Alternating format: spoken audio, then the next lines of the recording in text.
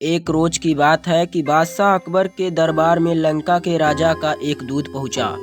उसने बादशाह अकबर से एक नई तरह की मांग करते हुए कहा, आलम पनाह, आपके दरबार में एक से बढ़कर एक बुद्धिमान, होशियार, बहादुर दरबारी मौजूद हैं। हमारे महाराजा ने आपके पास मुझे एक घड़ा भरकर बुद्धि लाने के लिए भेजा है। हमारे महाराजा को आप पर पूरा भरोसा है कि आप उसका बंदोबस्त किसी न किसी तरह से और जल्दी ही कर देंगे। यह सुनकर बादशाह अकबर चकरा गए। उन्होंने अपने मन में सोचा, क्या बेतुकी मांग है, भला घड़े भर बुद्धि का बंदोबस्त कैसे किया जा सकता है। लगता है लंका का राजा हमारा मजाक बनाना चाहता है, कहीं वह इसमें सफल हो गया तो। तभी बादशाह को बीरबल का ध्यान आया। वे सोचने लगे कि शायद यह कार्य बीरबल के वश का भी न हो, मगर उसे बताने में बुराई ही क्या है। जब बीरबल को बादशाह के बुलाने का कारण ज्ञात हुआ तो वह मुस्कुराते हुए कहने लगे, आलम पनाह, चिंता की कोई बात नहीं, बुद्धि की व्यवस्था हो जाएगी, लेकिन इसमें कुछ हफ्ते का वक्त लग सकता है। बादशाह अकबर बीरबल की इस बात पर कहते भी तो क्या, बीरबल को मुंह मांगा समय दे दिया गया। बीरबल ने उसी दिन शाम को अपने एक खास नौकर को आदेश दिया, छोटे मुंह वाले, कुछ मिट्टी के घड़े की व्यवस्था करो। नौकर ने फौरन बीरबल की आज्ञा का पालन किया। घड़े आते ही बीरबल अपने नौकर को लेकर कद्दू की एक बेल के पास गए। उन्होंने नौकर से एक घड़ा ले लिया।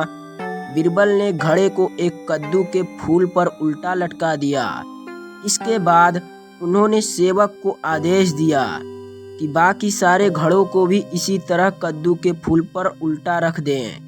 बीरबल ने इस काम के बाद सेवक को इन घड़ों की देखभाल सावधानी पूर्वक करते रहने का हुक्म दिया और वहां से चले गए।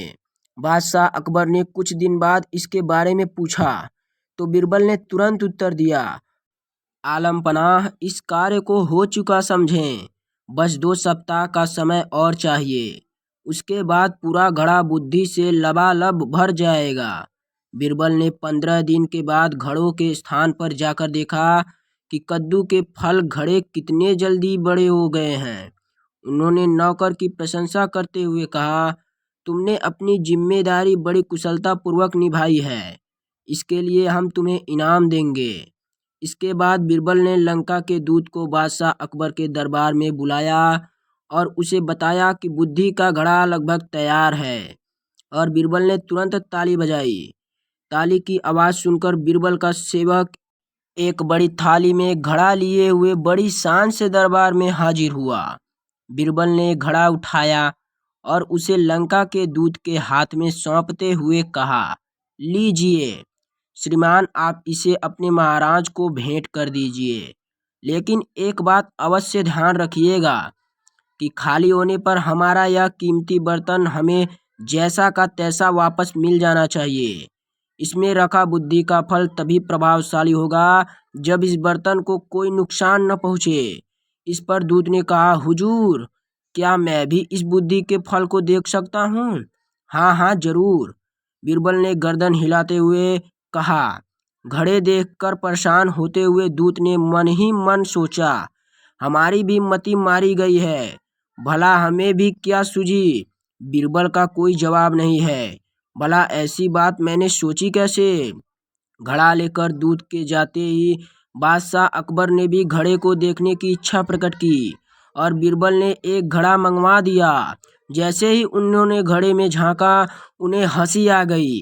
वे बीरबल की पीठ ठोकते हुए बोले, मान गए भाई, तुमने बुद्धि का क्या शानदार फल पेश किया है।